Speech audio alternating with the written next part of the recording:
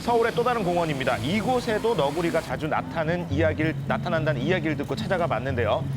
밑에서 이렇게 얘 똥 싸려고 들이받는데 그 마리가 갑자기 확 뛰어와가지고 막 잡았는데 이렇게 어떻게 할 수가 없네. 내가 무서워가지고. 화면 숲으로서 움직이면 잘 안 보여요. 이제 나올 때 보이다가 또 들어가면 하나도 안 보이니까 좀 위험하죠. 아줌마들도 물고 너구리가 이따 먹고요. 우리 저보다 좋고요. 우리 여러분 머리에서 보지 않고 너 지나가. 바로 앞으로요? 바로 앞으로 지나가. 너구리 올까봐 혼자는 무서워요. 그죠? 목격한 시민들이 많았습니다. 해당 지자체에서는 경고 현수막까지 내걸었는데요. 자, 그런데 그때 한 마리밖에 없네. 뭐 찾았어요? 너구리가 어머, 뭘 막 던져. 지금 포착됐습니다. 뭐 잡았나 보다. 뭐 뜯어 먹네 저거. 뭐야 저게? 다소 난폭해 보이는 모습인데요. 이 공원에 너구리가 살 수밖에 없는 이유가 있다고 합니다. 다리 밑에 내려오면 화장실 있잖아요. 화장실 옆에 너구리 사는 너구리 집이 있어요. 먹이 주는 사람들도 있더라고요. 너구리 집에 먹이를 주는 사람까지 있다. 무슨 말일까요? 이 너구리 집이 있다는 장소를 가봤는데요. 집 아니에요? 이 다리 밑에 의문의 상자가 있었습니다. 정말 너구리 집일까요? 자, 그때 한 남성이 나타났습니다. 이 먹이를 준다는 사람일까요? 그런데 그냥 지나쳐 버립니다. 그때 또 다른 너구리가 나타납니다. 나타났어요. 이 상자가 있는 곳으로 향하는가 싶더니 방향을 바꾸는데요. 이 너구리의 발걸음이 멈춘 곳은 바로 먹이가 놓인 곳이었습니다. 사람과 꽤 가까이 있었지만 전혀 아랑곳하지 않는 모습인데요.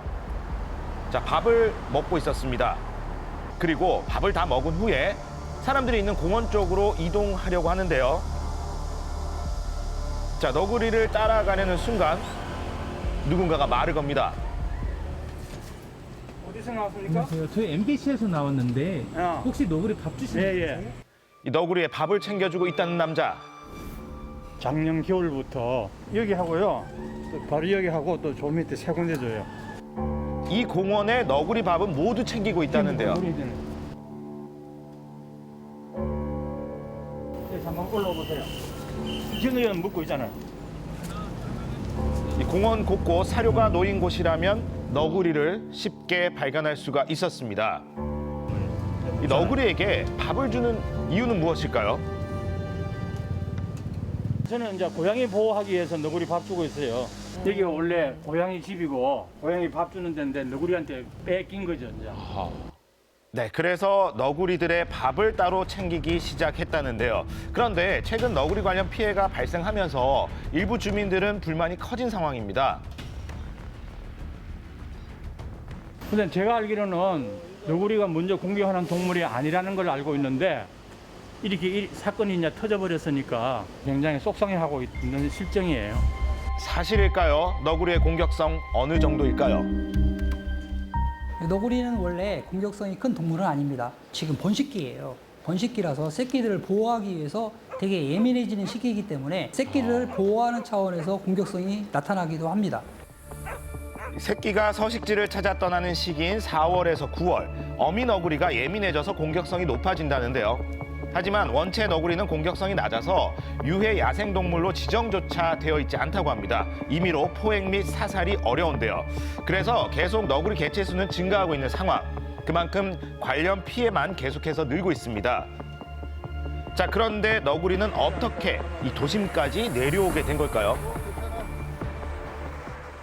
새끼들을 양육하기 위해서는 풍부한 먹이원이 필요한데 그 장소가 바로 음식을 버리는 쓰레기장 혹은 길고양이들의 밥이 있는 사료를 놓아두는 장소, 가장 큰 먹이원이 되겠죠.